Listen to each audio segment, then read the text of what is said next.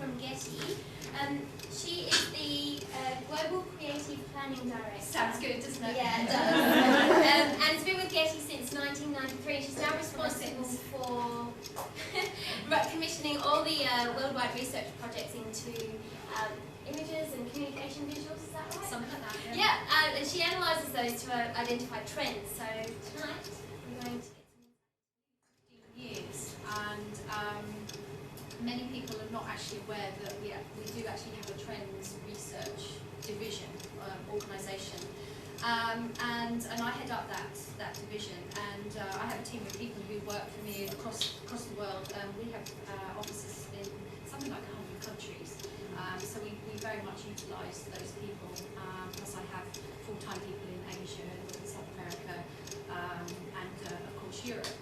And basically we spend all our time looking at pictures that aren't Getty Images pictures. So the same as our lovely young ladies here, we get all the magazines and newspapers, and I have them delivered at home, so I get to read them at weekends. And we pile it all up, and we probably look at much the same stuff as you do.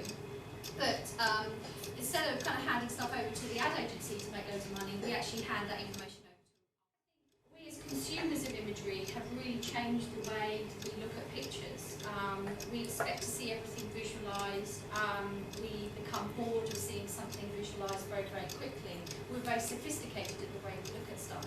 So I think visual trends, this term is actually really, really important, and it's something that we're putting a lot more resource into now, really understanding how social behaviours, for example, are then translated into imagery. So what do we like looking at in our spare time? What do we like looking at when we're consumers?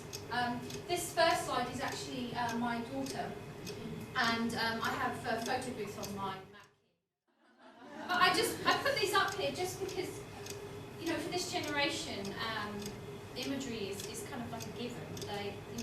They don't even think about where it comes from or how it got there. And she had the audacity to say to me, why are your baby pictures in black and white? Like I somehow made a creative decision. As far as she's concerned, the world has always been colourful. It's very interesting looking at it through her eyes and how imagery has changed.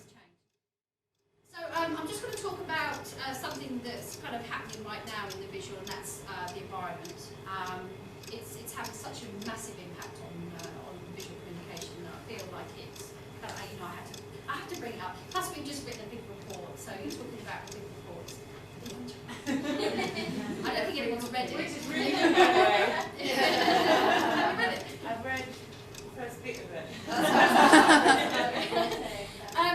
So the world is kind of going very green at the moment, and so as part of this big report that we did on green, we went back in time, and we went back to the late 1990s when we were all worried about the world coming to an end. It was the year of the Y2K privacy and millennium bug, and the hysteria about that. And it's really interesting at that time, advertising kind of went this blue colour. It's blue, this kind of, again, it was about being calm and cool and giving this sense of being in control. Red is all about being out of control, and blues obviously have this lovely sense of being in control. So this is kind of the colour palette that we're seeing in photography right now. It's like a perfect green and like a Land Rover forest green, and it very much represents the kind of colours of trees. Commercial issue, and I refer you back to the relaxation of yoga. It's the sales tool. It's that thing that sells a product. And green has become, this major sales tool from everything from car batteries to fraud detection modules or whatever it is. I'm sure that they're all kind of shifting their iconography right now.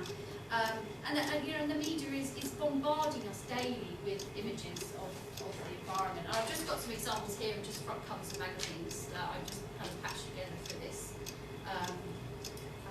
presentation. And this is the kind of imagery that we see, and certainly in recent weeks with the situation in Burma and China, every time you turn on the TV, every time you log on to any of the news websites, that imagery is coming at you all the time. So we are feeling a kind of responsibility towards it.